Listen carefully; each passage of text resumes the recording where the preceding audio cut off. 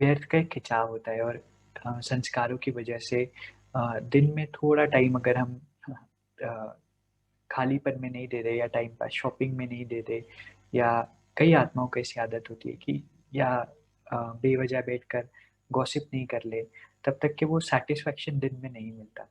तो भाई जी, कैसे हम अपने जीवन से व्यर्थ को कंप्लीटली रिमूव कर सकते हैं? क्योंकि व्यर्थ में कहीं न कहीं एक रस लेने की हमें आदत होती है।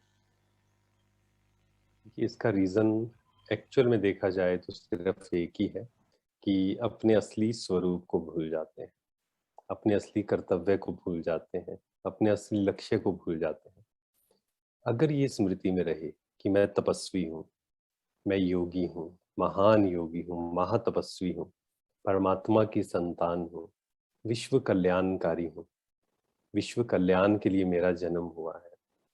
अगर ये सब स्मृति में रहे तो ऐसा हो ही नहीं सकता कि ये व्यर्थ की छोटी-छोटी बातें जो हैं, है ना? ये हमें अपनी ओर खींचे। ये बातें कब आकर्षित करती हैं अपनी ओर कि इधर-उधर की बातें कर रहे हैं या इसने ये कहा, इसने वो किया, एक दूसरे की चुगली कर रहे हैं या जो भी अलग-अलग चीजें। तो ये छोटी-छोटी बातें, व्यर्थ बातें तब खींचती हैं अपनी ओर, इनका रस तब खींचता है जब हम अपनी असली स्वरूप को भूल जाते हैं।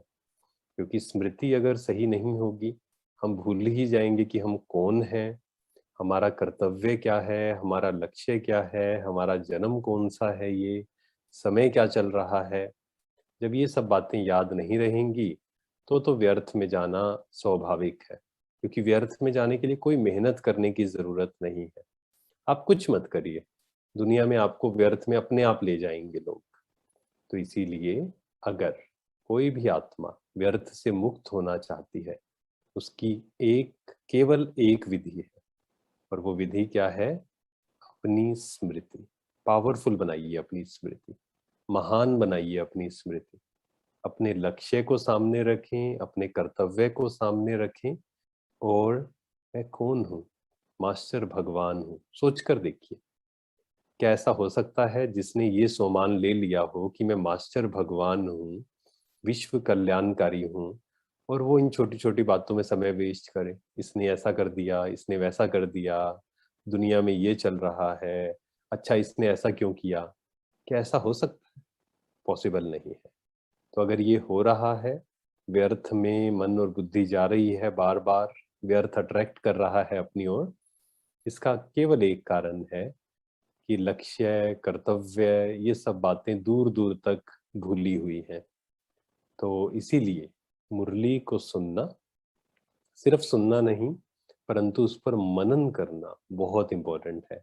अव्यक्त मुरलियों की स्टडी करना बहुत इम्पोर्टेंट है, क्योंकि जब हम अव्यक्त मुरलियों की स्टडी करते हैं, डेली मुरली का डिस्कशन या स्टडी करते हैं, तो हमें डीप रियलाइज होता है कि हम कौन हैं, क्या जन्म है, ये जन्म क्यों है, कितना सुंदर जन्म है। और जब ये स्मृति में रहेगा तो ऑटोमेटिक व्यर्थ से हम मुक्त हो जाएंगे। तो अपनी स्मृति को पक्का करना है, सोमान में स्थित रहना है और अपने लक्ष्य और कर्तव्य को कभी भूलना नहीं है।